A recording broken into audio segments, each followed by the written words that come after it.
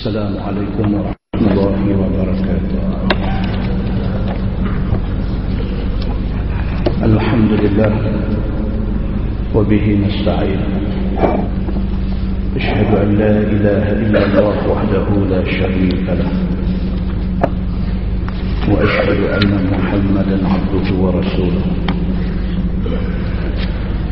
ونصلي ونسلم على هذا النبي الكريم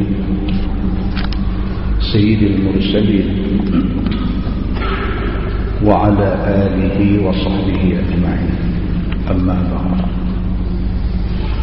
أيها المؤمنون اتقوا الله، أوصيكم وإياي بتقوى الله، فقد فاز المتقون. Muslimin dan muslimat, mudah-mudahan dirahmati Allah Subhanahu wa ta'ala. Di dalam sebuah hadis an Abi Hurairah radhiyallahu anhu an Nabi sallallahu alaihi wasallam qala yataqarabu az-zaman wa yanqusu al-amal ويلقى الشح وتظهر الفتن ويكثر الحرج. قالوا يا رسول الله أيما هو؟ قال النبي صلى الله عليه وسلم القتل atau kama qala, hadis sahih riwayat Al-Bukhari. Daripada Abi Hurairah radhiyallahu anhu, Nabi sallallahu alaihi wasallam bersabda tentang tanda-tanda akhir zaman. Kata Nabi, di antara tanda akhir zaman itu ialah yataqarrabu zaman, apabila masa terasa begitu pantas. Saat saja hari Jumaat, saat saja hari Jumaat, saat saja hari Jumaat.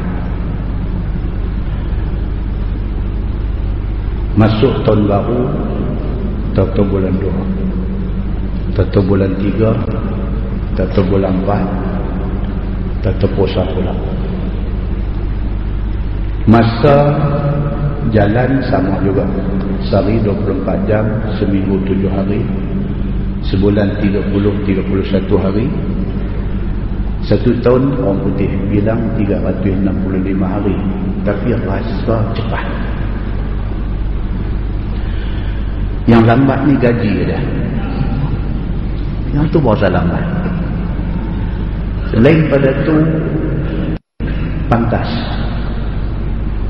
Kata Nabi SAW, di antara tanda kiamat sudah dekat ialah apabila manusia rasa masa berjalan pantas. Wa yanqusul amal. Nabi kata di antara tanda kiamat itu ialah apabila amal saleh makin kurang. Orang buat baik ni makin tak ramai. Kalau dulu boleh kata setiap rumah pukul 3, pukul 4 pagi ada orang bangkit tahajud, lah kurang. Maka itu di antara tanda bahawa kiamat sudah dekat. Nabi kata wa yulqa syuh. Asyuhu makna dia bakhil, kedekut. Wa yulqa syuhu maksudnya dicampakkan kedekut ini everywhere. Maknanya orang kedekut makin ramai. Wa tazharul fitan. Nabi kata di antara tanda kiamat juga ialah apabila fitnah berlaku terang-terang. Dalam mensyarahkan hadis ini, ulama kata yang dimaksudkan fitnah itu ialah di antaranya maksiat. Maksiat itu fitnah. Hari ni orang buat maksiat tak malu, tak ada segan silu. Dibuat di tempat terbuka, terang-terang. Bahkan ada manusia buat maksiat cerita ke orang. Dia buat maksiat di tempat tertutup, tak nampak pada mata orang, dia pergi cerita bagi orang tahu. Maka pada ketika itu fitnah itu sudah menjadi zahir nyata. Dan Nabi kata di antara tanda kiamat itu ialah wa yaksurul haraj. Apabila haraj makin banyak. Bila Nabi SAW mengguna perkataan al-haraj, bukan kata kita tak faham. Sebahagian sahabat Nabi juga tidak faham. Maka kata hadis itu, qalu ya Rasulullah ayyuma huwa. Sahabat tanya Nabi, ya Rasulullah, apa dia tu? Apa dia yang kata al-haraj? Yang kata al-haraj ini makin banyak, apa dia al-haraj itu? Qala Nabi sallallahu alaihi wasallam al-qatl. Al-qatl. Nabi kata haraj itu ialah pembunuhan demi pembunuhan. Menjelang kiamat, hari-hari ada kes bunuh. Kalau dulu kita dengar di negeri orang putih, di negeri barat, di Europe, pembunuhan berlaku every single minute. Hari ini pembunuhan berlaku di Malaysia juga sekerap itu.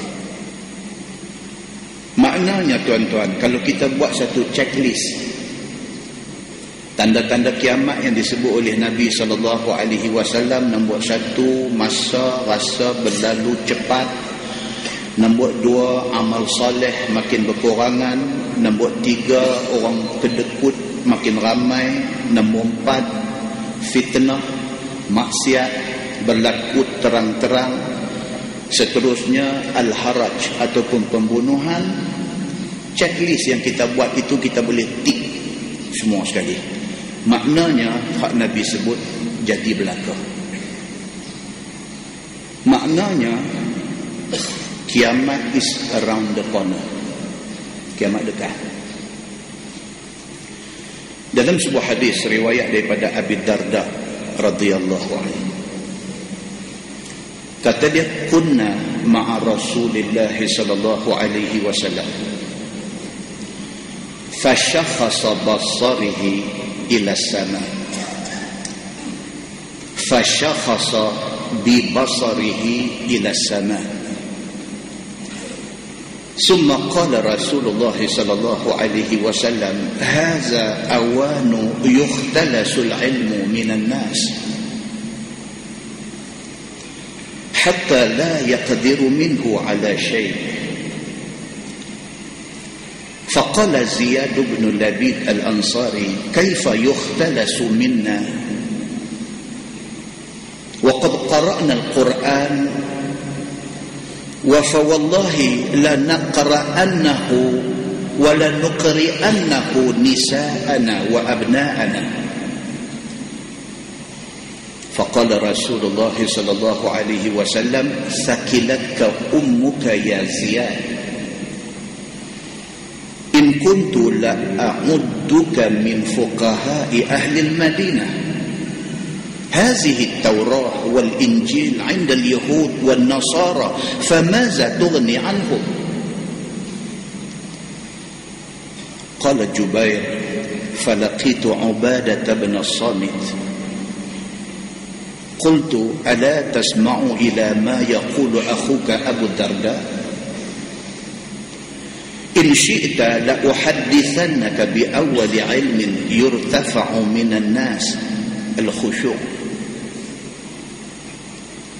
فأخبرته بالذي قال أبو الدرداء فقال صدق أبو الدرداء إن شئت لأحدثنك بأول علم يرفع من الناس الخشوع يوشك أن تدخل مسجد جماعة فلا ترى فيه رجلا خاشعا أو كما قال. hadis sahih riwayat At-Tirmizi. Daripada Abi Darda radhiyallahu anhu, Dia kata satu hari kami duduk-duduk sama dengan Nabi SAW. Tiba-tiba mata Nabi tengok naik ke langit. Bahasa Arab dia guna perkataan syakhasa. Kalau tuan-tuan tengok dalam hadis, cerita tentang saat-saat menjelang mati satu-satu manusia. Di antara tanda-tanda orang tu dekat nak mati, Nabi kata iza syakhasal basar, apabila mata dia tepat tengok ke langit. Itu tanda-tanda orang tua kampung kata memandang. Memandang itu disebut dalam hadis. Dalam hadis yang kita baca ni, kata Abu Darda, dia kata kami beberapa orang sahabat duduk dengan Nabi SAW. Tiba-tiba fasyakhasa bi basarihi ila sama, Nabi mata tengok naik ke atas.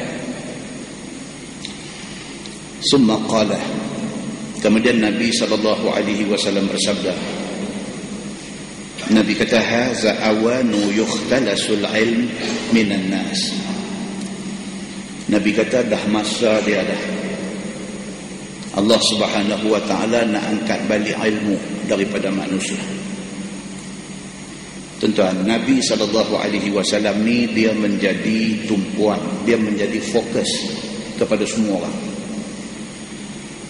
Sahabat-sahabat Nabi pada zaman Nabi ada bersama dengan mereka, apa Nabi buat, apa Nabi cakap, tingkah laku Nabi, riak muka Nabi, suka tak suka Nabi, menjadi perhatian sahabat semua. Nabi semayang macam mana, Nabi qiyam tangan dia macam mana, Nabi bagi salam macam mana, Nabi rokok jari dia macam mana, rapat ke, renggang ke, Nabi sujud, keadaan jari Nabi macam mana, rapat ke, renggang ke, tapak kaki Nabi macam mana. Semua tu menjadi perhatian para sahabat. Nabi SAW pakai serban Nabi macam mana, Nabi lilit ke, Nabi sebai atas kepala ke, serban Nabi ada ekor kadak ke, serban Nabi ekor dia panjang mana. Semua tu menjadi perhatian para sahabat Nabi ridwanullah alaihim ajma'in. Maka dalam hadis yang kita baca pada malam ini, apabila sahabat duduk dengan Nabi, tiba-tiba mata Nabi tengok ke atas, itu menjadi perhatian para sahabat semua. Tiba-tiba Nabi kata haza awan yuhtalasul ilmu minan nas. Nabi kata sudah time, sudah masa Allah Subhanahu wa ta'ala nak cabut, nak angkat balik ilmu daripada dada-dada manusia. Hatta la yaqdiru minhu ala syai'. Nabi kata sehingga kan apabila sudah sampai masa, sudah time Tuhan nak ambil balik ilmu, manusia tak boleh buat apa. Beyond manusia punya kontrol. Manusia tidak boleh tahan, tak bagi Tuhan ambil. Bila sampai time, bila sampai masa Tuhan dia nak ambil balik ilmu dia bagi, manusia tak boleh buat apa. Faqala Ziyad bin Labib al-Ansari, satu sahabat yang bernama Ziyad bin Labib al-Ansari, bila Nabi kata macam tu, dia tanya Nabi SAW. Kata dia, kaifa yukhtalasu minna. Dia kata, ya Rasulullah, macam mana cara Allah nak ambil ilmu tu balik? Tuhan nak ambil macam mana? Waqad qara'na al-Quran, sedangkan kami, Ziyad kata, kami para sahabat ni, kami hari-hari waqad qara'na al-Quran, hari-hari kami baca Quran. Sahabat-sahabat Nabi dulu hari-hari bukan macam kita lepas subuh saja. Sahabat-sahabat dulu hari-hari, maksudnya bila-bila masa Quran duk ada dengan mereka.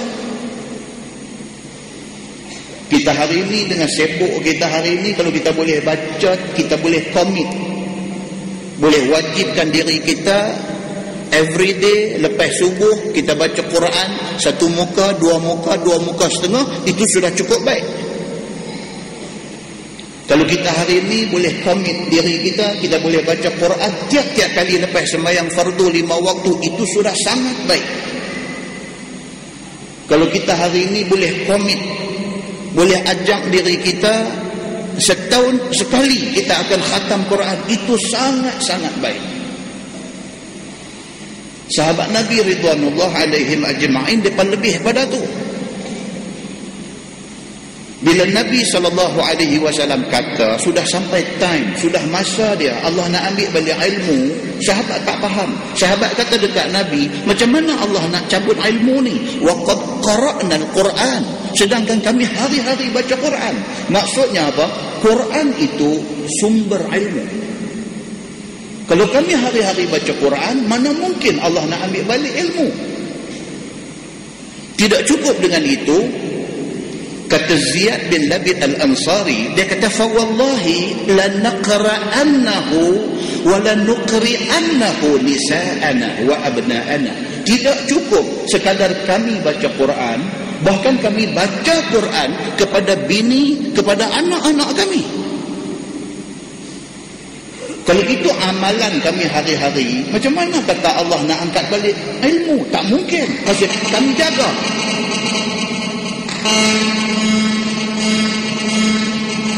Siapa ada handphone tutup?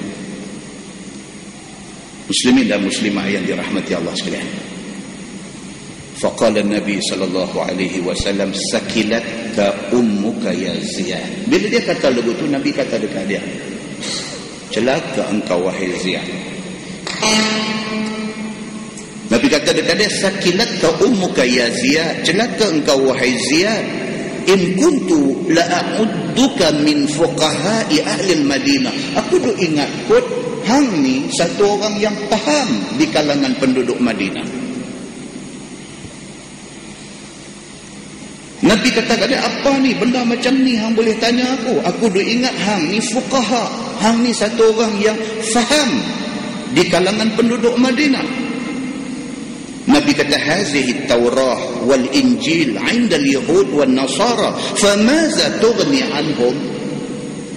Nabi kata, wahai Ziyad, kita duduk di Madinah ni, tak tengok ke Yahudi Nasrani yang duk ada di Madinah ini? Orang Yahudi mendapat Taurah, orang-orang Nasrani mendapat Injil. Apa manfaat Taurat dan Injil kepada Yahudi dan Nasrani?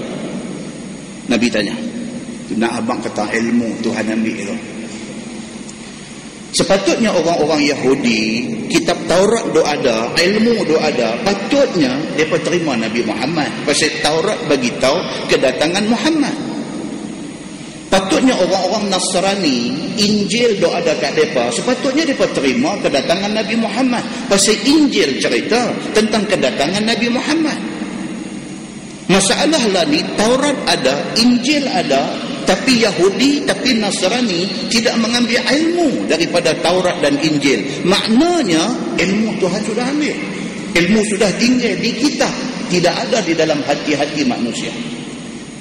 Kalau benda tu berlaku kepada Yahudi, berlaku kepada Nasrani, benda tu juga akan berlaku kepada umat Islam yang diturunkan Al-Quran ini. Apabila orang Islam, Quran tu ada, tapi tak ambil manfaat daripada Quran. Apabila orang Islam hari ini, kalau tuan-tuan pergi di mana-mana taman perumahan, nak cari satu rumah orang Islam tak ada Quran, tak mungkin. Quran mesti ada, tapi bila dia nak guna Quran tu, bila anak dia mencuri, dia nak suruh sumpah, dia ambil Quran buah atas kepala anak dia. Tapi Quran ada ke tak ada? Tapi ilmu dalam Quran ada ke tak ada? Ada, tetapi tidak ada di dalam hati mereka. Maka Nabi SAW kata dekat Ziyad, dia kata, celaka kamu wahai Ziyad. Kamu duduk di tengah masyarakat Madinah, yang ada di kalangan penduduk Madinah itu Yahudi, yang ada di kalangan penduduk Madinah pada masa itu Nasrani. Kamu tengok mereka ni semua, Taurat Injil duk ada dekat mereka, tapi mereka tidak praktis isi kandungan Taurat dan Injil. Itu maknanya ilmu Allah sudah angkat. Kalau hari ini Yahudi dan Nasrani kena benda tu, satu hari kita orang Islam yang diturunkan Quran akan juga jadi macam tu. Maka itu menunjukkan ilmu Allah Subhanahu wa taala sudah angkat. Qala Jubair falaqitu Ubadah bin As-Samit faqultu ala tasma'u ila ma yaqulu akhuka Abu Darda. Jubair salah seorang rawi hadis ini, bila dia dengar Abu Darda kata macam tu, dia just nak reconfirm, dia nak mengesahkan apa yang Abu Darda ni kata ni betul ke tak betul. Abu Darda kata Nabi duduk dengan mereka, tiba-tiba Nabi tengok naik ke langit. Tiba-tiba Nabi SAW kata ilmu sudah sampai masa Allah nak angkat balik. Tiba-tiba Nabi kata bila sampai time Allah nak angkat ilmu, manusia sudah tidak boleh kontrol lagi benda tu. Tiba-tiba sahabat Nabi Ziyad ini kata dekat Nabi, dia kata, ya Rasulullah, mana mungkin Allah nak angkat ilmu? Aku hari-hari baca Quran, bahkan aku bacakan kepada anak-anak dan isteri aku. Nabi kata dekat dia, celaka kamu wahai Ziyad, kamu tak tengok ke Yahudi dan Nasrani Allah turun kepada mereka Taurat dan Injil, tapi kandungan Taurat dan Injil tak memberi manfaat kepada mereka. Cerita yang Abu Darda bawa mai kepada sahabat-sahabat ni, sahabat-sahabat bukan tak percaya, tapi saja nak confirm balik benda ni. Mereka pergi jumpa lagi satu sahabat Nabi SAW yang bernama Ubadah bin As-Samit. Ini juga sahabat besar. Bila pergi jumpa Ubadah bin Samit, dia cerita balik. Dia kata, ya Ubadah, dia kata, hang ada dengar dah Abu Darda cerita macam ni, macam ni, macam ni. Ubadah bin As-Samit bila dia dengar cerita tu habis, dia kata apa? Sadaqa Abu Darda. Dia kata betul. Apa yang Abu Darda kata tu betul. Bukan dia sahaja dengar, aku pun dengar. Cerita fenomena ilmu Tuhan nak ambil balik ini bukan Abu Darda bohong apa. Aku pun dengar Nabi kata macam tu. Bahkan kata dia, in syi'ta la uhaddithannaka bi awwali ilmin yurtafa'u minan nas al-khusyu'. Kata Ubadah bin As-Samit, dia kata bahkan kalau boleh aku nak tambah lagi satu hak Nabi kata. Nabi kata ilmu Allah akan angkat balik. Yang pertama daripada ilmu-ilmu yang ada ni, yang Allah akan ambil daripada dada manusia ialah apa? Al-khusyu'. Yushiku an tadkhula masjid jama'ah fala tara fihi rajulan khashi'an. Nabi kata akan sampai satu masa hang pi satu masjid nak semayang, masuk dalam masjid jemaah dia ada punya ramai, dalam ramai tu hang nak cari seorang yang sembahyang dia khusyuk, tak ada. Nabi kata maknanya mula-mula Tuhan nak ambil ialah khusyuk dalam sembahyang. Tuan-tuan, kita malam ni umur berapa? Ada yang 30, 40, 50, 70, 80 umur. Cuba tanya diri kita, dalam tempoh 70 umur kita ni, pernahkah kita rasa khusyuk dalam sembahyang? Nak cerita pun tak tahu pasal apa, pasal tak pernah rasa. Tak khusyuk tu macam mana? Tak tahulah, tak pernah rasa. Kalau orang tanya kita, hang pernah makan kan durian musang king? Nah, abang tak tahu lah. Aku biasa makan durian yang musang makan dah ada. Musang king aku tak pernah makan. Dia nak suruh aku cerita sedap musang king, aku tak boleh cerita, aku tak pernah makan. Orang tanya kita, hang pernah ke khusyuk dalam sembahyang? Khusyuk tu macam mana? Pernah ke kita sembahyang ni, kita sembahyang daripada Allah wa akbar ke ayat mata tu turun dekat? Di antara tanda khusyuk. Bila takbir Allahu akbar tu tak ada lain dah melainkan Allah itu sahaja Tuhan Maha Besar dalam hidup kita. Duk kiam tak yang mata duk turun bercucuk, pernah ke? Tak pernah. Kita pernah baca buku, kita pernah baca cerita, kita pernah dengar orang habang macam mana orang bertaubat, orang menyesal, tapi kita tak pernah feel benda tu, kita tak pernah feel. Macam mana kita nak cerita khusyuk? Macam mana kita nak mengaku kata kita pernah khusyuk di dalam ibadah kita? Sehingga kan Nabi SAW kata apa? Nabi kata akan sampai satu masa, pi satu masjid penuh sesak manusia, nak cari satu orang daripada ramai-ramai itu yang khusyuk di dalam sembahyang mereka, tidak ada. Nabi kata. Muslimin dan muslimat yang dirahmati Allah sekalian, kesimpulan apa yang kita nak abang pada malam ni ialah apa tuan-tuan? Ilmu ini jangan ditinggalkan. Mak abang yang tu. Tuhan bagi kat kita ni masjid macam ni, Tuhan bagi. Selesa, nyaman, kemudahan serba ada. Ilmu sudah disusun jadualnya. Jangan kita masuk di dalam kumpulan yang menjadi punca kepada terbuktinya kata-kata Nabi bahawa ilmu Allah sudah diangkat. Dalam sebuah hadis yang selalu kita baca, Nabi SAW bersabda, Nabi kata, inna lillahi ta'ala malaikatan sayyaratan fudlan yatatabba'una majalis al-dhikr fa iza wajadu majlisan fihi dhikr qa'adu ma'ahum wa jafa ba'duhum ba'dha bi ajnihatihim hatta yamtala'u ma bainahum wa bainas sama'i dunya. Nabi SAW bersabda, Nabi kata, malaikat Allah, pasukan malaikat Allah ini, dia satu pasukan, malaikatan sayyaratan fudlan. Sayyarah dalam bahasa Arab kaitan. Allah mempunyai sekumpulan malaikat yang sifat malaikat itu sayyaratan fudlan, duk bergerak. Mereka bersifat mobile, hari-hari, setiap saat dan setiap ketika. Malaikat Allah ini berlega-lega. Apa kerja mereka ni? Yatatabba'una majalis al-zikr. Mereka duk cari di mana diadakan majlis ilmu. Nampak Masjid Abdullah Fahim, mereka landing sini. Mereka nampak Masjid Pertamina, mereka landing sana. Mereka nampak Masjid Badawi, mereka turun di sana. Mereka nampak di Masjid Bakar Arang, Sungai Petani, mereka turun di sana. فَإِذَا وَجَدُوا مَجْلِسًا فِيهِ ذِكْرٍ قَعَدُوا مَعَهُمْ. Bila mereka jumpa ada majlis ilmu, mereka turun, mereka duduk sama dengan orang duduk ni.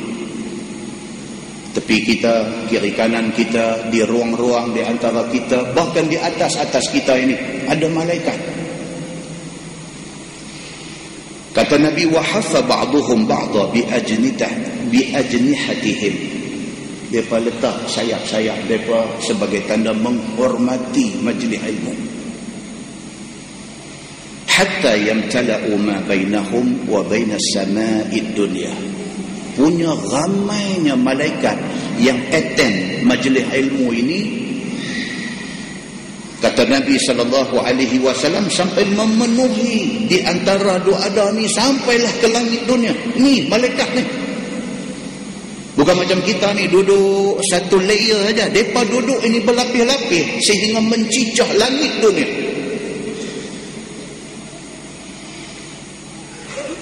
فَإِذَا تَفَرَّقُوا عَرَجُوا وَصَعِدُوا إِلَى السَّمَاءِ. Apabila majlis kita selesai, kita balik, mereka pun balik. Kita balik ke rumah, mereka ni وَصَعِدُوا إِلَى السَّمَاءِ. Mereka balik ke langit. Nabi kata. Qala Nabi sallallahu alaihi wasallam, fayas'aluhumullahu azza wa jalla wa huwa a'lamu bihim. Bila malaikat ni balik menghadap Allah Subhanahu wa taala, Allah tanya depa, wa huwa a'lamu bihim. Sedangkan Allah tahu. Tak tanya pun Allah tahu, tapi Allah tanya sebagai formality. Tak ada orang tanya. Katanya, Ustaz, apa betul ke kata kita bila mati kita masuk kubur ada soal muka nakir dalam kubur apa semua, betul ke? Kita kata betul. Awaknya, kita tanya dia balik, awaknya tak lah. Dia kata tak. Tuhan bukan dia dah tahu dah kau orang yang mati ni, orang ni baik ke tak baik apa? Apa hal yang hantar malaikat duduk tanya dalam kubur apa semua? Dia kata dah tanya-tanya, esok di mahsyar nak tanya lagi. Dia fikir lagu tu. Quran sudah main, hadis Nabi sudah main, sudah cerita benda ni in detail. Masalahnya apa dia? Masalahnya ada sebahagian manusia ni dia menghadapi krisis keimanan. Dia ada krisis dalam diri dia. Dia ada krisis. Krisis apa? Krisis kepercayaan. Dia baca tapi dia tak mai ke hati. Dia baca, dia tidur melilau dalam otak dia. Dia cuba nak rongkai beberapa persoalan agama ni, dia cuba nak rongkai dengan logik akal dia. Pernah manusia macam ni. Kalau dia start mempersoalkan tentang soal muka nakir dalam kubur, kalau dia start nak mempersoalkan tentang mahsyar, dia akan persoalkan semua benda. Semua dia akan persoal. Dan dia kata, kita yang nak sembahyang ni tidur basuh muka, basuh tangan, apa basuh kaki, pasal apa? Awak tak suruh mandi terus. Dia mula. Dan dia kata, yang kita duk kata kita tak sama dengan agama lain, depa sembah batu, depa sembah apa? Yang kita nak kena pergi buat haji duk pusing Kaabah, Kaabah tu bukan batu kah? Dia duk main macam tu. Bila dia membuka ruang untuk syaitan masuk, memperdayakan dia, syaitan berbondong-bondong nanti masuk sehingga menjahanamkan dia. Tapi kalau daripada awal dia dah kunci diri dia. Aku ni satu orang manusia, sami'na wa ata'na. Kalau Quran mai, kalau hadis mai, aku dengar, aku taat. Full stop. Selamat dia. Selagi mana dia membuka ruang untuk nak mempersoalkan semua benda yang ada di dalam dunia ni, dia bukan dekat dengan Allah. Dia merosakkan diri dia dan dia minta Allah menjanjikan kebinasaan untuk dia. Muslimin dan muslimat yang dirahmati Allah sekalian. Ini yang berlaku kepada orang Arab Quraisy. Apabila Nabi dibangkitkan menjadi Nabi di kalangan mereka, bila Nabi start baca Quran, mereka start mempertikaikan ayat-ayat Quran.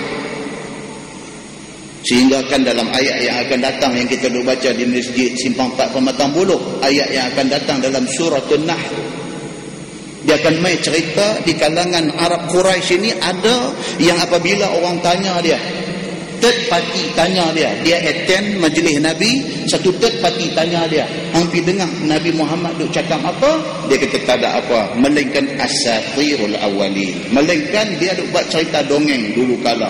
Ini semua merepek, dia kata. Maka kemusnahan untuk dia. Muslimin dan muslimat yang dirahmati Allah sekalian.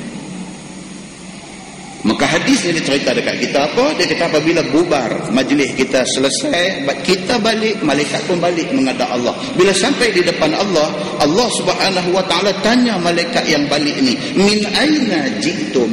Malaikat, kamu mai dari mana? Tuhan tanya. Wa huwa a'lamu bihim. Sedangkan Allah tahu. Kalau tak tanya pun Allah tahu, tapi Allah tanya sebagai formality. Demikianlah manusia bila masuk kubur.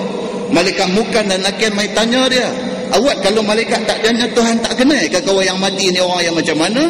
Wa huwa a'lamu bihim. Allah tahu kau hak mati tu bagus tak bagus, tetapi formality. Kalau di padang mahsyar esok tidak ada hisab, tidak ada timbang amalan, Tuhan tak tahu kan nak tolak dia ni pergi syurga ke pergi neraka? Tuhan tak tahu kan? Tuhan tahu, tetapi itu formality. Tuhan buat satu bentuk pengadilan di sana untuk nak membuktikan kepada manusia semua, kata Allah adil kepada makhluk dia. Padahal Allah tak perlu pun kepada hisab itu, kerana Allah sudah kenal. Muslimin dan muslimat yang dirahmati Allah sekalian. Allah tanya malaikat, min aina ji'tum? Hampa mai pada mana? Malaikat kata, ji'na min indi ibadin laka fil ard. Kami mai daripada bumi, daripada majlis hamba-hamba engkau.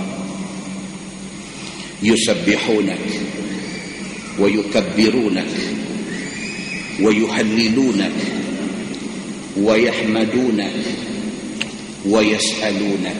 Ini report malaikat. Malaikat kata kami mai daripada majlis di bumi sana, yang di dalam majlis itu yusabbihunak, mereka bertasbih kepada engkau. Itu report.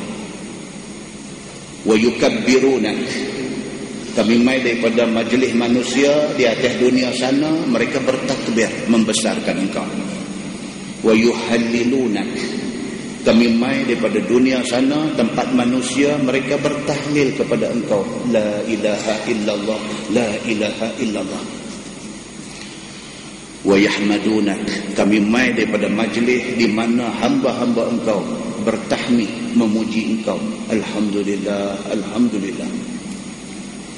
Wa yas'alunak. Malaikat kata, tapi ada satu. Mereka ada minta sesuatu kepada engkau, ya Allah. Report malaikat kepada Tuhan ni. Dia kata, kita ada minta sesuatu pada Allah. Qala Allah. Tuhan kata, wa maza yas'aluni. Tuhan kata, mereka minta apa pada aku? Qalu, kata malaikat, yas'alunaka jannatak. Mereka minta syurga engkau, ya Allah. Ni kita duk doa lepas semayang ni, duk minta kepada Allah supaya kita dapat syurga. Benda tu direport kepada Allah Subhanahu wa taala. Qala, kata Allah, wa hal ra'au jannati. Tuhan kata, depa minta syurga aku, depa pernah tengok ke syurga aku? Depa minta syurga aku, depa pernah ke tengok syurga aku? Bolehkah kita nak minta satu benda tak pernah tengok? Kita pernah tengok baru kita minta. Tak, manusia atas dunia, mereka minta syurga. Tuhan kata, mereka pernah tengok ke syurga aku? Qalu, malaikat kata, la aira. Dah, malaikat kata, tak pernah pun. Mereka tak pernah tengok pun syurga. Qala Allah, Tuhan kata, fa kaifa law ra'au jannati. Ish. Tuhan kata, tu cara tak pernah tengok. Mereka duk minta. Kalaulah mereka tengok syurga aku, Tuhan kata. Tuan-tuan, kalaulah, tapi tak akan jadilah. Kalaulah diangkat hijab untuk 1 minit aja, manusia seluruh dunia diperlihatkan syurga Allah, beriman satu muka bumi. Semua orang akan mengaku apa yang Allah kata tu betul. Maka hikmah Allah jadikan benda ni sebagai benda sam'iyah, benda yang telinga aja dengar, nak tengok tak boleh. Hikmah dia apa? Nak test sejauh mana manusia percaya bila dia baca Quran, bila dia dengar hadis Nabi. Tuhan kata, ish, kalaulah mereka ni tengok syurga aku, macam mana gamanya. Dan begitulah hadis itu seterusnya panjang sehinggalah akhirnya malaikat bagi satu pertanyaan kepada Allah. Malaikat kata, Rabbi fihim fulan abdun khatta. Malaikat kata, ya Allah, hak ada hak mai daripada awal sebelum maghrib memang mai kerana nak attend majlis ilmu, hak mai duduk bersila dengan niat yang satu nak mengaji ilmu, itu satu bab. Malaikat kata, ni ada satu kes lagi. Dalam ramai hak ada tadi ni, malaikat kata fihim fulan. Di kalangan mereka ni ada seorang abdun khatta. Oh, dia satu orang manusia yang sangat berdosa kepada Allah. Dia satu orang manusia yang cukup banyak dosa. Dia sudah berjudi, dia sudah berzina, dia pernah minum arak, dia makan rasuah, dia derhaka mak pak dia, dia tidak taat Allah. Dia satu orang manusia yang khata', cukup berdosa. Innama marra. Malaikat kata, dia bukan main nak attend majlis ilmu. Innama marra, lalu ke tepi jalan. Sesungguhnya dia lalu aja di tepi masjid, tengok orang ramai, dia kata ada kenuri bah. Bila ramai ni dia boleh fikir macam-macam. Ramai, si daging ayam asam pun cukup, lap dia lek masuk. Ni yang kata abdun khata', satu manusia yang banyak berdosa ni, kebetulan koinsiden lalu nak pergi ke mana ke tengok orang ramai, lek masuk masjid. Fajalasa ma'ahum, mai duduk sekali, duduk di ujung, duduk dengar. Macam mana dengan dia ni? Malaikat kata, adakah dia ni mendapat janji yang disebut oleh panjang-panjang dalam hadis tadi? Dia nak syurga, Allah kata aku akan bagi. Dia nak minta jauh daripada neraka, aku akan bagi. Dia nak minta ampun, aku akan bagi. Apa juga yang mereka yang duduk dalam majlis ilmu ni nak, aku akan bagi. Tuhan kata, hak tu tak apa, ni hak ni, hak kebetulan lalu tiba-tiba singgah ni, macam mana dengan dia ni? Fayaqul, Tuhan jawab dekat malaikat, walahu ghafartu, baginya keampunan aku. Hak kebetulan lalu singgah mai duduk dengar sikit-sikit ni, Allah kata dekat malaikat, walahu, bagi dia yang abdul khata', orang yang banyak dosa tadi ni, kerana dia mai participate, kerana dia mai join dalam majlis ilmu yang ada ini, walahu ghafartu, Tuhan kata bagi dia keampunan aku. Humul qaum la yashqa bihim jalisuhum, Tuhan kata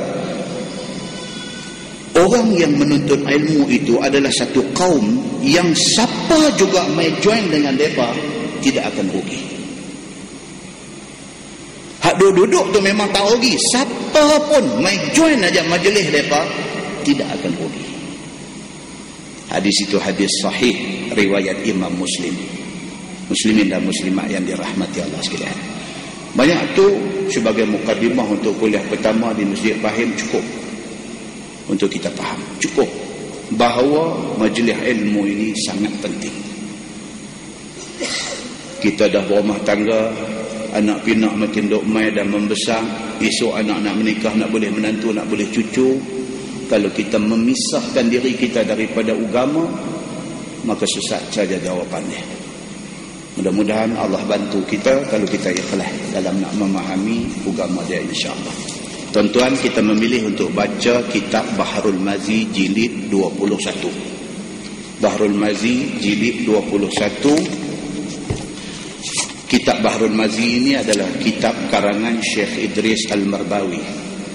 Saya suka di mana-mana tempat pun bila kita nak start kitab ni, just one shot kita cerita siapa orang tua ni.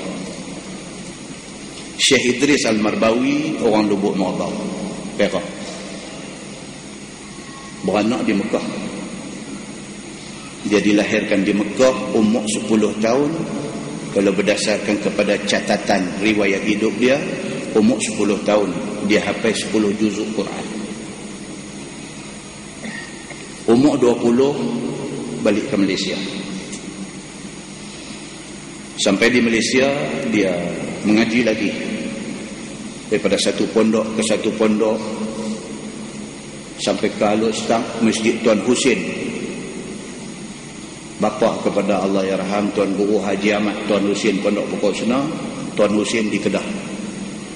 Dia mengaji sampai ke Kelantan dan sebagainya.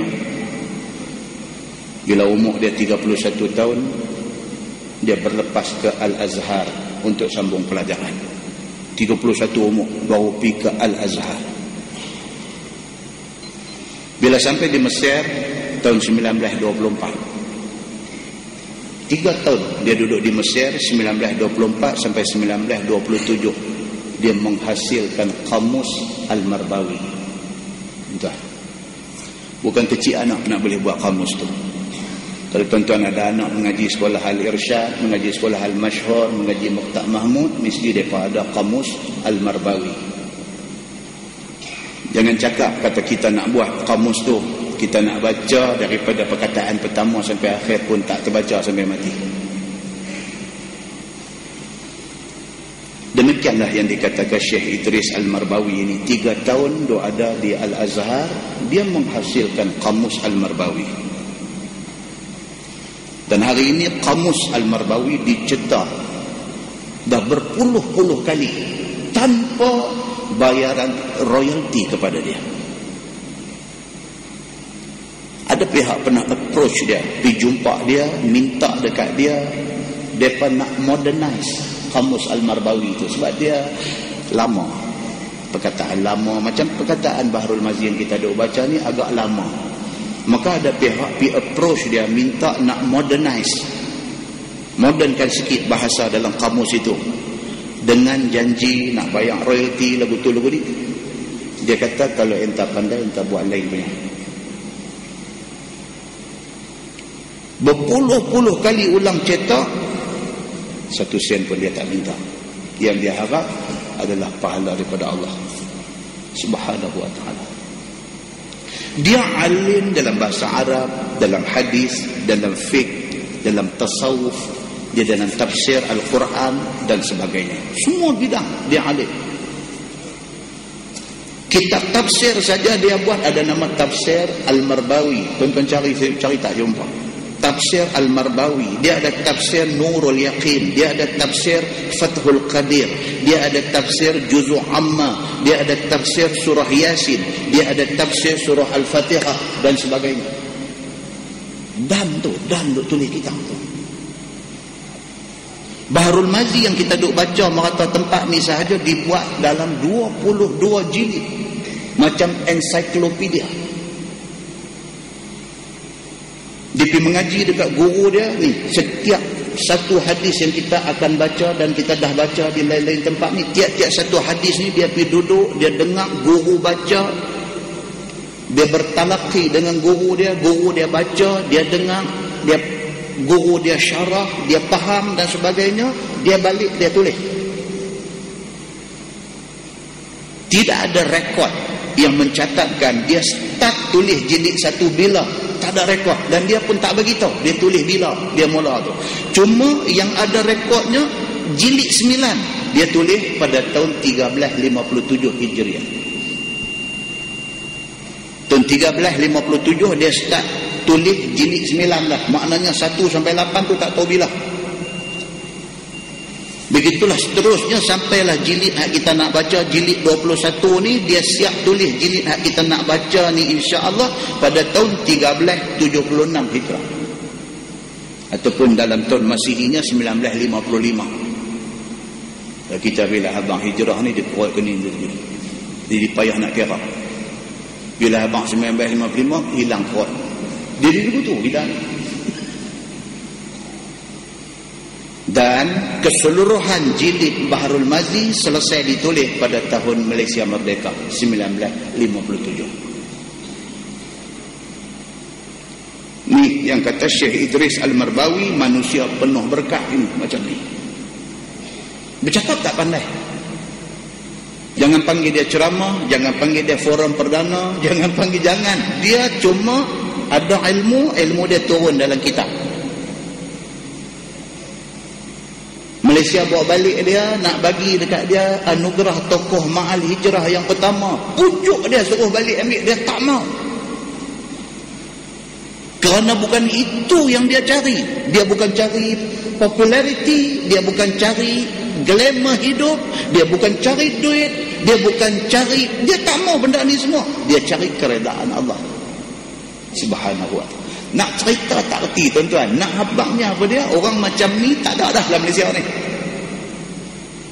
Dalam Malaysia ni tak ada dah orang macam ni. Orang alim ada, tetapi sealim dia tak ada. Orang yang beramal ada, tetapi yang ikhlas macam dia tak ada. Muslimin dan muslimat yang dirahmati Allah sekalian. Satu orang manusia yang sangat tawaduk, dan dia dah pun meninggal dunia. Muslimin dan muslimat yang dirahmati Allah sekalian, kitab dia lah yang kita pilih untuk dijadikan bacaan kita di masjid ini insya-Allah. Tuan-tuan buka muka surat 2 jilid 21, muka surat 2.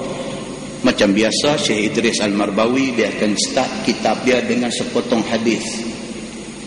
Hadis ni hadis yang dia ucapkan. Hadis ni hadis yang Nabi SAW ucapkan ketika Nabi buat haji di Masjid Khaif. Masjid Khaif yang ada dekat dengan Mina kan, sampai hari ni ada lagi masjid tu. Hadis itulah Nabi ucapkan hadis ni yang menjadi pembuka pada tiap-tiap jilid Baharul Mazi ini. Sabda Nabi SAW, naddarallahu imra'an sami'a maqalati fawa'aha fa'addaha kama sami'aha. Dia suka hadis ni. Tiap-tiap kali dia nak start kitab, dia akan quote hadis ini. Naddarallahu imra'an, Allah akan cerahkan, Allah akan jernihkan muka satu-satu manusia, sami'a maqalati, yang mau dengar kata-kata aku. Nabi kata, kata-kata Nabi apa dia tuan-tuan? Hadis. Kita baca Bahrul Mazi ni kitab hadis. Nabi kata siapa juga di kalangan manusia ni yang mau dengar hadis Nabi, Allah janji Allah akan ceriakan muka dia di akhirat esok. Ada orang buat posting dalam Facebook, gambar satu perempuan mati, muka duk kenyih dalam kain kapan. Lepas tu pergi pemohong pula dalam tu, pergi tulis kata perempuan ni syahid kerana dibunuh oleh Bashar al-Assad Syria. Lihatlah, dia kata, betapa cerianya wajah dia. Bila disiasat-siasat balik, itu gambar kursus jenazah di Malaysia. Gambar kursus jenazah, kursus pengurusan jenazah di Malaysia. Budak perempuan yang duduk dalam kain kapan tu, dia terpilih untuk jadi mayat. Jadi bila orang kapan, dia duduk kenyih lah. Dan kalau nak pemohong pun janganlah sampai macam tu. Tengok bilangan yang like dia sudah beribu. Ni pasal apa? Kagum dengan syahid kerana berjuang menentang Bashar al-Assad ni. Karut orang kita ni. Orang kita nak pemohong pun janganlah sampai tarah tu. Muslimin dan muslimat yang dirahmati Allah. Nabi kata, naddarallahu imra'an sami'a maqalati fawa'aha fa'addaha kama sami'aha. Allah akan ceriakan wajah satu orang yang mau dengar hadis Nabi, kemudian mau faham dan mau hafal hadis itu, dan mau menyampaikan hadis itu kepada orang lain seperti mana yang dia dengar. Jadi kita mudah-mudahan kita duduk dalam majlis ni, kita akan dengar beberapa potong hadis Nabi. Mudah-mudahan kalau kita boleh iltizam, kita boleh komit dengan benda ni, mudah-mudahan di akhirat esok dapatlah apa yang dijanjikan oleh Nabi sallallahu alaihi wasallam, wajah yang ceria. Dia kata bismillahirrahmanirrahim, abwabut tafsir al-Quran an Rasulillah sallallahu alaihi wasallam. Dia kata ini adalah bab tafsir Quran daripada Nabi sallallahu alaihi wasallam. Bermula segala bab tafsir adalah setengah daripada ayat Quran, inilah tempatnya. Dia kata kalau nak tengok bab tafsir dalam karangan dia Bahrul Mazi ni, di sini start cerita dia. Cuma Syekh Idris Al-Marbawi tidak akan tafsir Quran ini daripada juzuk 1 sampai akhir dah. Dia akan buat tafsiran Quran berdasarkan hadis Nabi. Mana-mana hadis yang ada sebut tentang mana-mana ayat Quran, itu saja yang dia akan ambil berdasarkan kepada Sunan At-Tirmizi. Bermula segala bab tafsir setengah daripada ayat Quran, dia kata maka inilah tempatnya, semuanya datang daripada riwayat Rasulullah sallallahu alaihi wasallam mentafsirkan Quran. Sesungguhnya tafsir Quran itu banyak orang mempermudah-mudahkan dia. Dia bagi warning. Ilmu agama ni tuan-tuan bukan ilmu lelong yang siapa-siapa saja ada hafal sepotong dua ayat Quran, boleh hafal 1-2 hadis Nabi, boleh pergi buat ceramah agama ke orang. Ilmu agama tidak semurah itu. Ilmu agama ini mesti lahir daripada orang yang belajar disiplin ilmunya. Kita boleh gitu, kita duk rajin baca buku agama, ada 1-2 ayat Quran boleh duk sebut wa makaru wa makarallah wallahu khairul makirin, duk celapak naik atas penteh duk pergi ceramah agama, tak boleh. Pasal apa? Pasal kita tidak faham disiplin ilmu agama. Ini yang dia nak bagi tahu. Jangan mempermudah-mudahkan benda ni. Terkadang-kadang masuk mengarung di dalam pekerjaan itu oleh orang yang bukan ahli agama. Dia kata tidak pernah mengaji, tidak pernah kenal bahasa Arab, mubtada, khabar apa pun dia tak pernah tahu. Mubtada apa yang aku tahu murtabah, dia kata.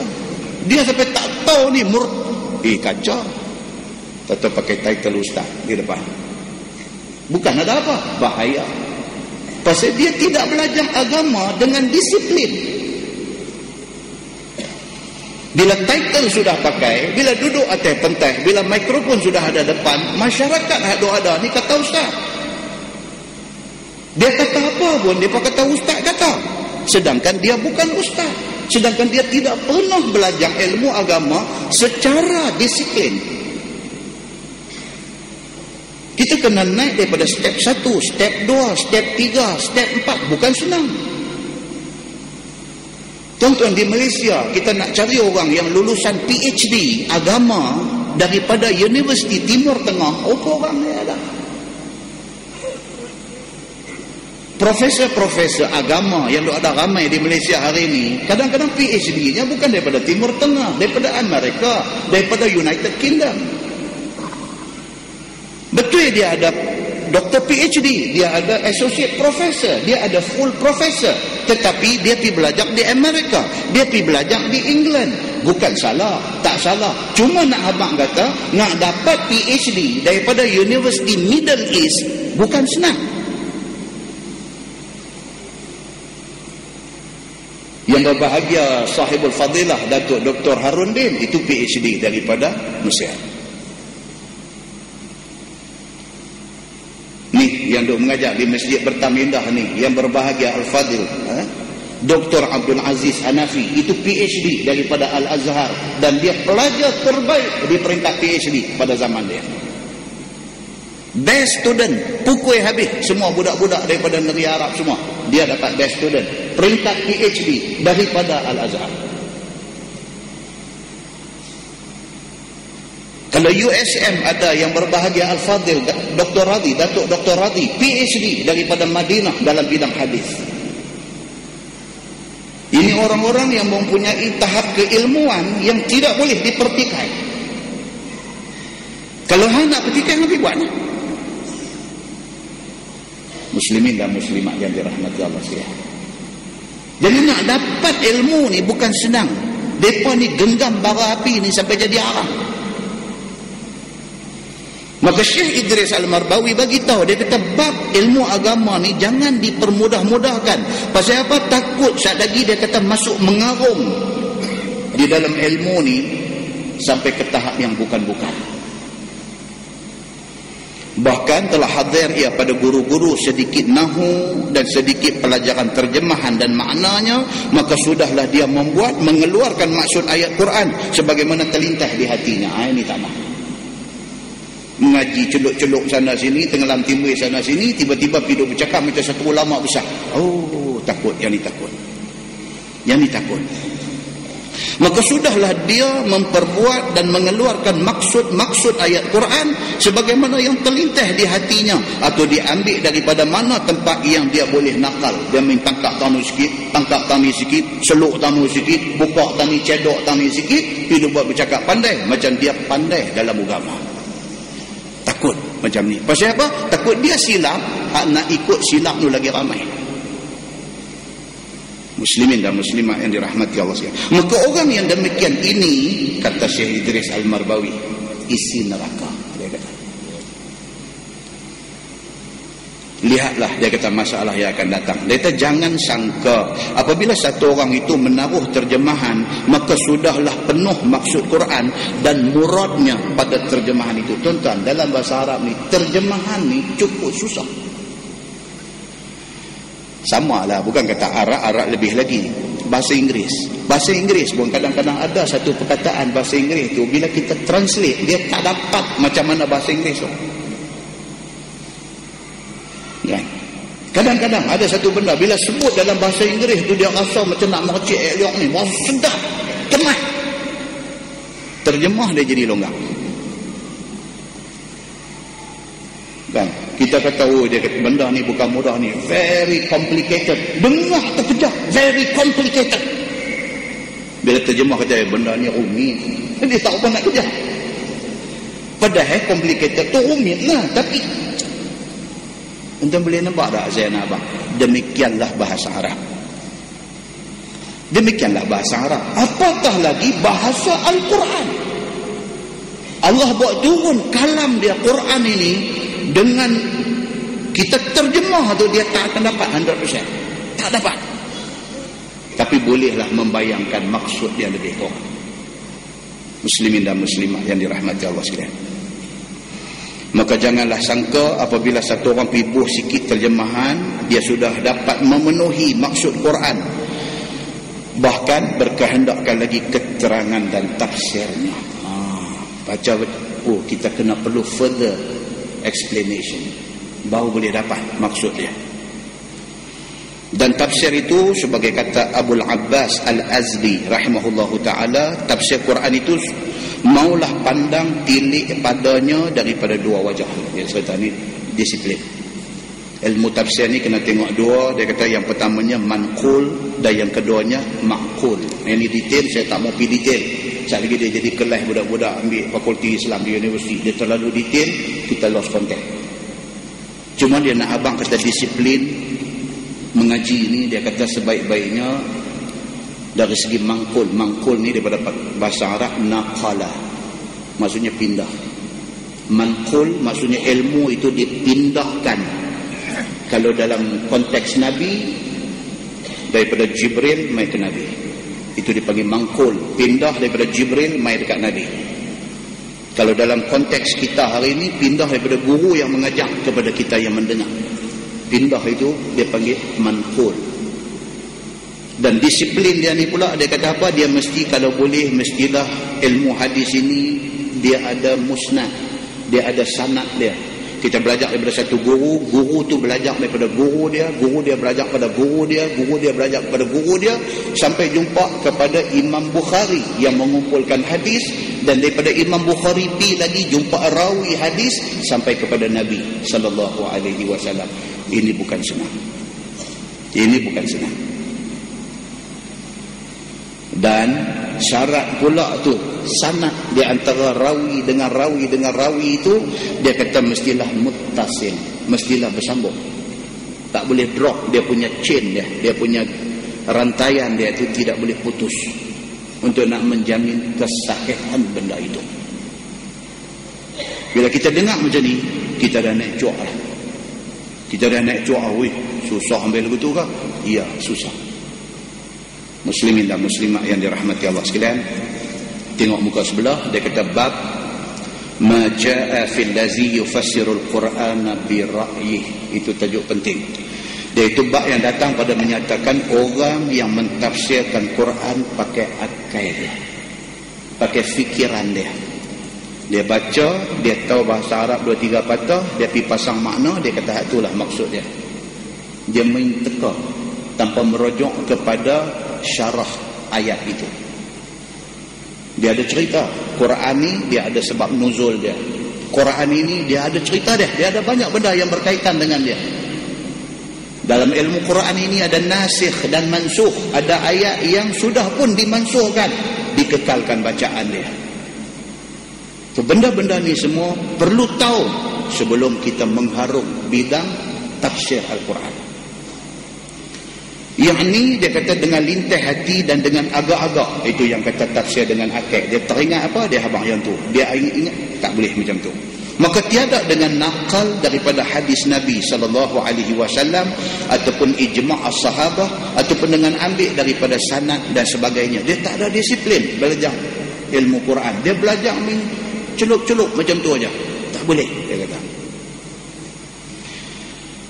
Maka orang yang mentafsirkan Quran dengan yang demikian itu dibalas Allah dengan neraka. Itu dia punya beratnya benda ni. Apa dia? Tempat dia di neraka kalau dia buat main-main dengan Quran ni. So tuan-tuan, kita takut hari ni bila kita tengok orang ni mulut celupang, suka hati dia nak ulah pasal isu-isu yang berkaitan dalam agama, dalam TV, dalam suara abang, dalam majalah, dalam internet, dalam apa, dia suka hati dia nak ulah tentang agama. Kadang-kadang ulasan dia tu randuk habis sampai ke tahap Quran itu dihina. Ini kita takut. Hidup kupas ayat-ayat hukum dalam Quran, as-sariqu was-sariqatu faqta'u aydiyahuma, pencuri laki-laki, pencuri perempuan. Allah kata kalau sabit kesalahan potong tangan dia. Dia baca ayat tu, dia tengok makna, dia ulang. Dia kata apa? Dia kata kalau kita laksanakan hukum potong tangan ke atas pencuri, dia kata esok orang Islam semua pakai kudung tangan. Macam mana orang Islam nak maju kalau semua pakai kudung tangan? Nak buat kerja macam mana? Itu tafsiran ikut otak dia. Dan tafsiran macam ni kita boleh dengar everywhere pada hari ini. Yang ada power boleh bercakap dalam suara abang, hak tak ada power boleh bercakap di kedai kopi. tapi senada. Nada apa? Nada menghina perintah Allah dalam ayat Al-Quran. Muslimin dan muslimat yang dirahmati Allah sekalian. Baik, kemudian dia kata orang yang macam ni dibalas Allah akan dia dengan neraka. Sebagaimana tersebut dalam hadis yang dikeluarkan oleh Imam At-Tirmizi dengan kata dia Ani bin Abbas radhiyallahu anhu qala Rasulullah sallallahu alaihi wasallam man qala fil Quran bi ghairi ilmin falyatabawwa maq'adahu minan nar. Diriwayatkan daripada satu sahabat Nabi sallallahu alaihi wasallam, nama dia Abdullah bin Abbas radhiyallahu anhuma. Kata dia sabda Nabi sallallahu alaihi wasallam, siapa berkata-kata pada Quran dengan tidak ada ilmu, yakni ditafsirkan Quran itu dengan tidak ada ilmu yang dinakal daripada Nabi sallallahu alaihi wasallam ataupun daripada ijma' as-sahabah, dan dengan mustanid yang berusul asal sebagai kaedah dan syarat tafsir, bahkan ditafsirkan sekira-kira makna dan maksud yang terlintas di hati sahaja, ataupun dengan agak-agak sahaja, ataupun ditafsir dengan bukan tafsir yang sebenarnya dan dibuat-buat daripada dirinya dengan tujuan nak menyukakan orang dengar dia, ataupun nak menarik hati orang kepada dia, ataupun nak mengelokkan mazhab yang dibuatnya, maka ditariknya orang kepadanya dengan Quran itu, maka semua perbuatan yang tersebut itu, sabda Nabi sallallahu alaihi wasallam, siaplah tempat duduknya di neraka. Very clear. Maksud dia apa? Jangan main-main dengan Quran. Jangan main-main dengan Quran. Pasal apa? Dia implikasi dia, risiko dia neraka. Wasa'a sabila. Yang kata neraka itu ialah seburuk-buruk jalan balik kita, tempat yang siapa pun tak mau pergi. Dalam mukadimah hadis yang saya langkau tak baca habis tadi ni, bila malaikat balik naik menghadap Allah, malaikat report kepada Allah, aku balik daripada majlis hamba-hamba engkau yang mereka ini memuji engkau, yang mereka ini minta ampun kepada engkau, yang mereka ini minta jauh daripada neraka engkau. Tuhan tanya malaikat, mereka pernah tengokkan neraka aku sampai mereka duk minta supaya tak masuk dalam neraka aku? Malaikat kata, la, mereka tak pernah tengok neraka. Tuhan kata, falau ra'au jannat falau ra'au nari. Tuhan kata, tu cara tak pernah tengok neraka, mereka duk minta tak mau masuk neraka. Kalaulah mereka pernah tengok neraka, macam mana mereka ni? Muslimin dan muslimat yang dirahmati Allah sekalian, kata At-Tirmizi, hadis itu hasan lagi sahih. Lepas itu dia main bincang cerita di antara tafsir dengan takwil apa, saya tak mau bincang itu detail, terlalu detail. Tuan-tuan skip my second last punya paragraph. Saya nak ambil yang ringan-ringan saja tajuk dia. Mengatakan hadis Nabi bukan hadis Nabi, apa hukum dia? Ini benda tu hadis, kita kata bukan hadis, ataupun sebaliknya, benda tu bukan hadis, kita kata hadis. Apa hukum dia? Tuan-tuan, ini ada satu buku yang saya tidak berniat jual buku. Buku ni ditulis oleh Imam Al-Bukhari, diterjemahkan oleh Profesor Madya Dr. Farid Haji Ahmad. Profesor Madya Dr. Farid ni, dia kalau tak silap saya lah, dulu dia lecturer dekat UIA. Bapa dia bekas mufti Negeri Sembilan yang menjadi bahan bual kepada orang Negeri Sembilan dan kawasan yang berhampiran dengan dia. Kata bapa dia ni wali Allah, pasal ada karamah, ada kemuliaan dia. Banyak-banyak orang realize kemuliaan yang ada kepada dia, kepada bekas mufti Negeri Sembilan ini, Haji Ahmad ini. Anak dia doktor-doktor belakang, Dr. Farid, Dr. Muhsin, ahli Quran, alim qiraat 7 dan sebagainya. Dr. Farid ni pun Masya Allah tuan-tuan, kalau tuan-tuan kenal dia, satu orang yang sangat berilmu dan warak. Dia mengambil inisiatif menterjemahkan kitab himpunan hadis-hadis lemah dan palsu serta senarai nama pendusta dan pemalsu hadis. Dia saja siapa ada masa pergi kedai buku cari, baca dalam ni, dia himpunkan beberapa hadis, ratusan hadis yang sebenarnya bukan hadis, tapi orang duk kata hadis. Di antaranya yang saya petik daripada ratus-ratus ini, saya petik di antaranya satu kata-kata yang diklaim sebagai hadis dan ada dimuatkan di dalam beberapa kitab pun. Dia kata Nabi bersabda, la tatawaddau fil kanif fa inna wudu'al mu'min yuzanu ma'a hasanatih. Maksud dia, Nabi kata janganlah kamu ambil air semayang dalam kanif. Kanif maksud dia toilet. Jangan ambil air semayang dalam toilet. Fa inna wudu'al mu'min yuzanu ma'a hasanatih. Kerana air semayang orang-orang yang beriman ini diambil kira dan dinilai dari segi kebagusan, kebaikan tempat ambil dia. Tempat ambil air semayang itu. Tujuan kawan yang reka hadis ni tujuan baik. Tujuan dia apa? Tak mau bagi orang ambil air semayang dalam toilet. Kita ada rumah taman lah ni, ambil tahu mana? Dalam toilet. Kita hari ni dia ambil air semayang, dua kali mangkuk sebelah. Memang dalam kanif. Kanif ni toilet. Jadi bila tengok hadis ni, dia kata jangan berwuduk di dalam kanif, di dalam toilet. Problem lah kita. Kita tak apalah, lelaki-lelaki kita boleh keluar pergi pancung ajurin pokok di luar tu ambil air semayang tu. Orang perempuan kita nak pergi ambil air semayang, dia nak kena duk buka apa semua, takkan nak pergi depan rumah ni semayang. Nak panggil kontraktor main duk katok tu, buat dinding nak bagi asin apa semua, pancung tu pun dah lah kecil, masuk pun mengirim badan lagu tu ya, pergi duk buah dinding tu pula, masuk duk koyak nak menyawa tak boleh. Dalam tu sempit. Baik, persoalannya betul ke ini hadis larang kita ambil air semayang dalam toilet? Imam Al-Bukhari dalam kitab dia kata apa? Itu maudhu'. Hadis maudhu' ni maksudnya bukan hadis. Maudhu' maksudnya direka-reka. Satu kata-kata yang direka-reka dan didakwa kata hadis. Kata Al-Bukhari, dia kata hadis itu, maudhu' itu dipalsukan oleh satu orang yang bernama Yahya bin Ambasa.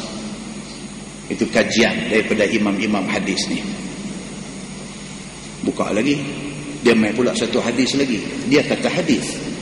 Dan ada di dalam kitab-kitab, kalau tuan-tuan duk rajin baca, berjumpa benda-benda ni. Dia kata Nabi bersabda, as-salah fil imamah ta'dilu bi'ashrati alaf hasanah. Dia kata as-salah fil imamah, semayang pakai sabat, ta'dilu bi'ashrati alaf hasanah, sama ganjaran pahala dia macam melakukan 10,000 kebajikan. Hanya ambil selai kain, lilit aja, pahala tu dapat ganjaran dia ni 10,000 pahala. Ada dalam kitab-kitab yang nak menceritakan tentang fadilat pakai sabat. Kata Imam Bukhari, itu hadis palsu. Dan disahkan oleh imam yang kemudian ni, oleh Imam As-Suyuti, oleh Imam Asy-Syakawi dan oleh Imam Ibnu Hajar Al-Asqalani juga mengatakan itu palsu. Baik, hadis itu palsu bukan bermakna pakai saban itu tidak sunat. Dah, pakai saban itu sunat. Bahkan itu sunnah Nabi. Tapi ni berlebih-lebih di dalam nak suruh orang pakai saban. Benda tu dah ada dah. Satu hadis yang sahih yang bagi tahu kata apa semua ada dah. Over dalam nak suruh orang buat ni, dia over. Macam kita lah, kita nak cerita satu benda tu kan ada apa-apa, kita on the way nak main masjid. Tadi ada aksiden. Satu budak naik motor sudah berlanggar dengan satu kereta. Kita main di masjid ni, duduk sembang sebelum naik masjid tadi, pergi habang dekat kawan. Kata tadi aksiden sana. Tak mana? Tu depan ILP tu. Orang kita lah kata. Orang kita lah, orang tua lah kata. Allahu Akbar. Otak duk selungguk dalam helmet. Dah aksiden tu okey dah, betul dah. Yang hampir duk tokok tambah pergi duk buah tai lagi tu, pergi duk otak selungguk duk dalam helmet ni. Allahu Akbar. Kita berdengar-dengar, betul ke? Mati ke? Mati tak tahu, tapi aku tengok otak duk dalam helmet. Yang tu maudhu'. Tujuan dia tu apa dia? Tujuan dia nak abang kejadian tu betul, tapi dia exaggerate. Dia apa nak kata? Itu kata orang putih ni dia kemas lagi. Dia exaggerate. Bunyi tu pun bergerigih dengan exaggerate. Bila kita terjemah dia pembesar cerita tu, dia perendang, dia tak kemas macam exaggerate tadi. Ini jadi cerita pakai serban itu sunnah Nabi, itu confirm, jelas dalam hadis yang sahih. Dia pergi bubuh yang ni pula, dia kata kalau pakai serban semayang, pahala dia 10,000 pahala ekstra nanti dapat.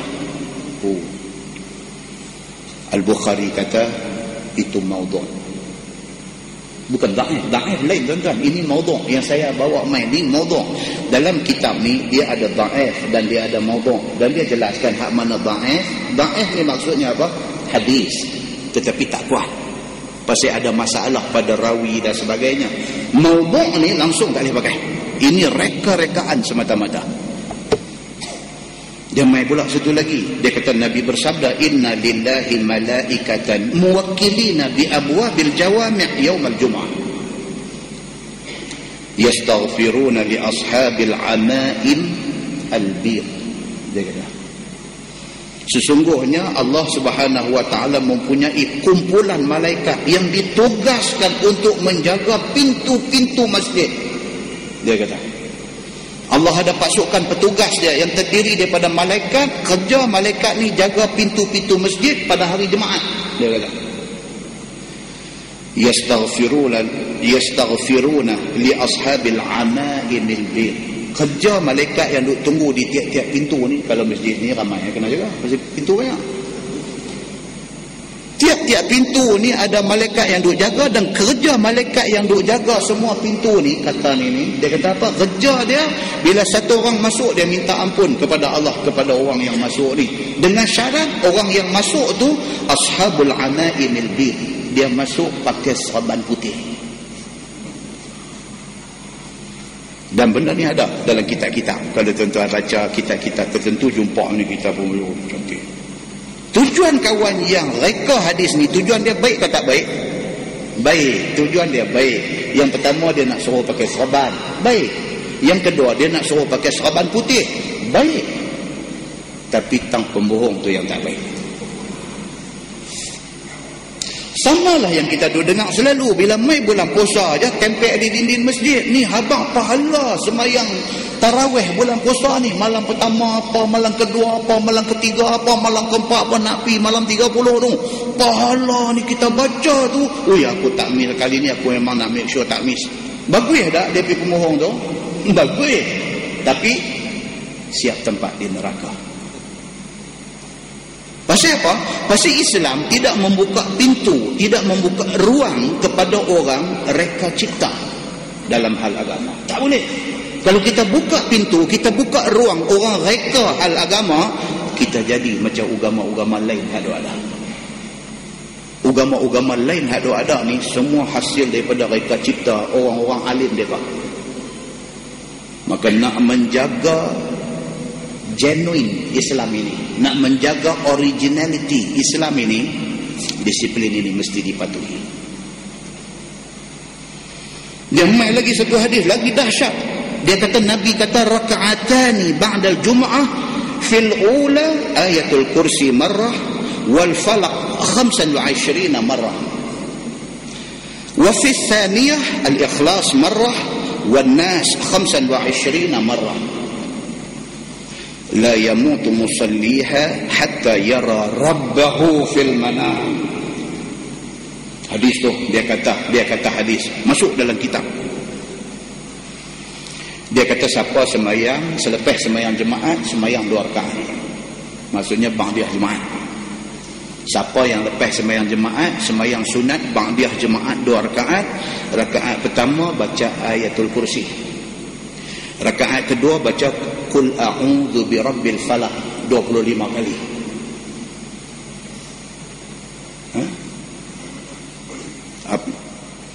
Dia kata sembahyang jemaat 2 rakaat, dalam rakaat yang pertama baca ayatul kursi sekali, lepas tu baca surah al-falaq qul a'udzu birabbil falaq 25 kali. Lepas tu rukuk, i'tidal, sujud apa semua. Naik rakaat kedua baca surah al-ikhlas qul huwallahu ahad marrah sekali. Lepas tu baca surah an-nas qul a'udzu birabbin nas 25 kali. Siapa yang buat macam tu? Lepas sembahyang jemaat, sembahyang 2 rakaat. Rakaat pertama Fatihah, lepas tu ayat kursi, lepas tu qul a'udzu birabbil falaq 25 kali. Rakaat kedua Fatihah, lepas tu al-ikhlas qul huwallahu ahad, lepas tu qul a'udzu birabbin nas 25 kali. Dia kata, baik, apa ganjaran dia tuan-tuan? La yamutu musalliha. Dia kata, Nabi kata orang yang duk buat sembahyang yang macam tu tidak akan mati hatta yara rabbahu fil manam, sehinggalah dia dapat tengok Tuhan waktu tidur. Weh, lagi kasar. Kalau dia kata dapat tengok Nabi pun dengar pun cuak-cuak juga. Dia kata boleh tengok Tuhan. Dia kok mana pun sebelum mati dia akan dapat sekali tengok Allah Azza wa Jalla.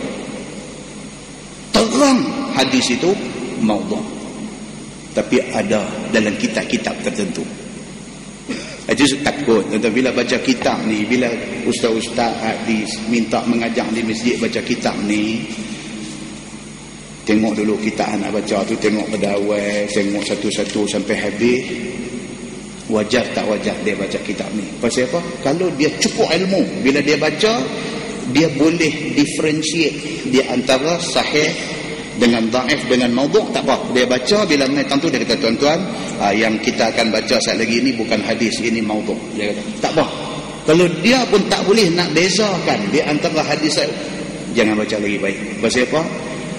Dia sendiri dah tersilap. Dia menyebabkan ramai orang tersilap. Dia mai pula lagi satu hadis ni, Imam Al-Bukhari bawa ni hadis-hadis palsu. Dia kata Nabi bersabda, salatun bi khatam ta'dilu 70 salah bi ghairi khatam. Kononnya ada satu hadis Nabi SAW kata, siapa sembahyang di jari ada cincin khatam. Arab dia sebut dua, khatam boleh, khatim pun boleh, dua-dua pun makna cincin pun boleh. Dia kata salatun bi khatam, sembahyang orang yang ada cincin di jari, ta'dilu 70 salah bi ghairi khatam. Orang yang sembahyang pakai cincin, ganjaran pahala dia 70 kali ganda orang yang tak pakai cincin. Bila disiasat, betul ke hadis? Maudhu'. Ini bukan hadis, kata Imam Al-Bukhari. Ini maudhu' dan dipercayai. Yang reka hadis ni toki cincin. Karut tuan-tuan. Muslimin dan muslimat yang dirahmati Allah.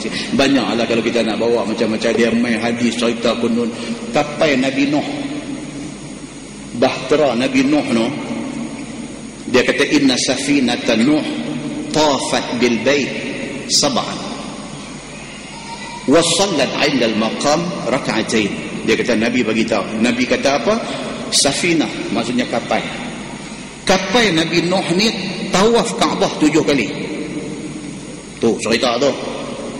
Kapai Nabi Nuh ni pergi tawaf Kaabah 7 kali. Lepas tu wasallat 'inda al-maqam rak'atain, di belakang makam Ibrahim sembahyang 2 rakaat kapai tu. Tapi tuan-tuan, bila dia sulam masuk dalam kitab-kitab tertentu ni, bila baca ni kita mana kita tahu, kita dengar-dengar, kasar juga ni kita tak tahu. Maka Imam Al-Bukhari tolong kutip benda ni, dia beritahu. Apa kata Imam Al-Bukhari? Dia kata di antara tujuan orang yang duk reka hadis palsu ni apa dia? Nombor 1, kalau musuh. Kalau dia ni musuh Islam, dia bertujuan nak merosakkan ajaran Islam dan juga nak merosakkan umat Islam. Itu tujuan kalau dia musuh. Contohnya dia kata, Nabi kata ad-dunya jifah wa tullabuha kilab. Dia kata Nabi bagi tahu, Nabi kata dunia ini jifah, bangkai. Siapa yang piduk rebut cari dunia ni, kilab, dia ni anjing. Ini musuh yang bawa keluar benda ni. Dan dia kata, Nabi kata, jadi orang Islam piduk baca kitab-kitab tasawuf, jumpa hadis ni. Tujuan dia apa dia? Nak suruh kita ni tak usah duk gairah sangat, tak usah duk tamak sangat dengan dunia. Pasal dunia ni jifah, dunia ni bangkai. Rupa-rupanya hadis tu direka oleh musuh Islam. Nak bagi orang Islam bila baca tak mau nak ambil bahagian atas dunia, dia pakongkol semua atas dunia ni. Itu satu. Yang kedua, kata Imam Bukhari, orang yang buat hadis palsu ni tujuan dia nak menggalakkan orang ramai suruh buat ibadat. Bagus tak bagus? Tujuan tu bagus, nak encourage, nak motivate kita, nak bangkitkan semangat kita suruh buat ibadat. Sebulan Ramadan ini, tarawih ni tak mau miss. Itu tujuan dia. Tapi dia berbohong atas nama Nabi. Nabi tak kata, dia kata Nabi kata. Itu salah besar. Tuan-tuan pernah dengar cerita Sa'labah dulu popular? Siapa dia Sa'labah ni? Oh, kunun-kununnya Sa'labah ni sahabat Nabi, miskin, papa kedana. Pergi jumpa Nabi, minta Nabi tolong doa supaya dia lapang hidup. Kunun ceritanya, Nabi kata dekat dia, no, kalau hang dapat kelapangan hidup, itu fitnah bagi hang. Dia minta. Kununnya Nabi pun berdoa. Nabi bagi kat dia kambing 2 ekor. Dia belah kambing 2 ekor jantan betina ni, akhirnya membiak kambing ni sampai dia jadi saudagar kambing. Kununnya sebab turun ayat wajib zakat ni kerana dia ni, kerana Sa'labah ni kaya dengan kambing. Dan bila mai perintah zakat, dia mula engkar, tak mau bayar zakat. Kononnya sampai Nabi wafat dia tak bayar zakat. Bila Abu Bakar naik, dia pergi jumpa Abu Bakar nak bagi zakat. Abu Bakar kata, siapa aku kalau Nabi tak terima zakat hang? Siapa aku nak ambil zakat hang?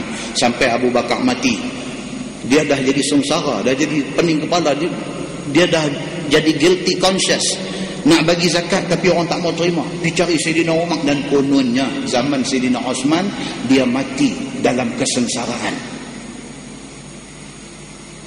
Bila kemudiannya disemak-semak, sahabat-sahabat kita hadut kerja di pusat zakat dulu cerita ni, tak kira lah, nak suruh orang bayar zakat. Nak suruh orang bayar zakat tu bagus, tapi piduk cerita benda bohong ni yang tak bagus. Bila disemak-semak balik, tengok dalam Bukhari tak ada, dalam Muslim tak ada, dalam Abu Daud tak ada, dalam At-Tirmizi tak ada, dalam An-Nasai tak ada, dalam Ibnu Majah tak ada, buka dalam Ad-Darimi tak ada, buka dalam Sunan Ahmad tak ada, buka dalam Ibnu Abi Dunya tak ada, buka dalam Al-Hakim tak ada. Kita hadis ni banyak, cari sampai habis semua kita hadis, tak ada cerita Sa'labah macam tu. Habis ni labah-labah mana buat main cerita ni? Popular tak cerita ni? Sangat popular. Sampai orang yang tak bayar zakat takut dibayar zakat. Bagus, tapi kawan yang reka cerita ni, falyatabawa maq'adahu minan nar. Nabi kata siap tempat di neraka. Kita nak bagi tahu benda benar, tidak perlu berbohong. Itu dia punya moral di sebalik apa yang Nabi SAW kata. Bahkan lebih menakutkan bila cek Sa'labah ni siapa? Salah seorang daripada ahli yang terlibat di dalam perang Badar, ada nama Sa'labah. Alangkah dahsyatnya kalau yang kita fitnah itu dia. Jadi tujuan mai hadis-hadis palsunya di antaranya tujuan cari makan, untuk kepentingan bisnes dan sebagainya. Dia bawa mai hadis palsu. Dia nak jual korma, dia nak jual kismeh, dia bawa keluar hadis korma dengan hadis kismeh. Tengok ada, bukan tak ada, tapi taklah macam dia cerita. Dia cerita ni exaggerate. Itu tujuan bisnes. Ada yang bertujuan nak bagi sedap cerita, pergi buat cerita macam tu, cerita Sa'labah ni tengah-tengah orang dengar. Tujuan dia nak bagi penyedap cerita sebagai ajinomoto dia. Itu semua Nabi kata falyatabawa maq'adahu minan nar, siap tempat di neraka. So tajuk ni dia kata apa? Dia kata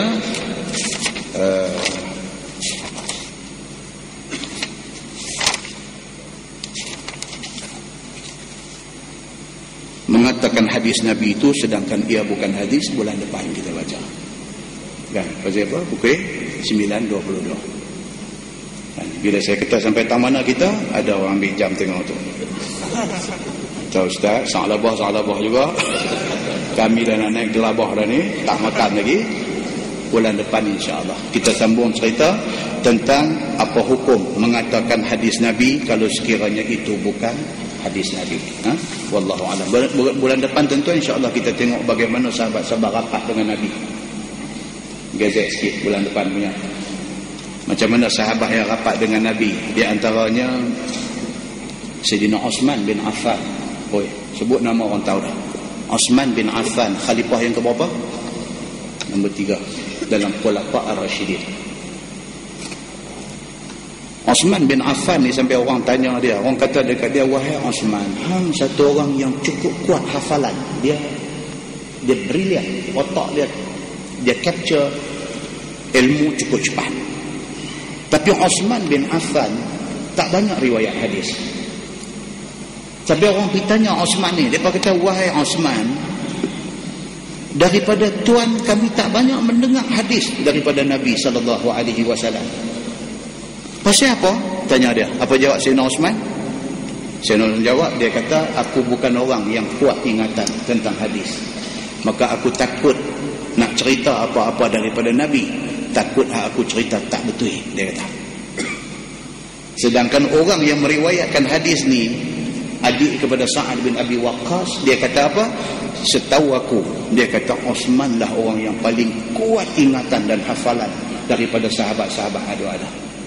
Pasal apa tuan-tuan? Pasal dia takut cerita dia tak betul, siap tempat di neraka. Berbanding dengan kita hari ini, kita dengar benda hearsay, kita cerita macam kita tengok benda tu.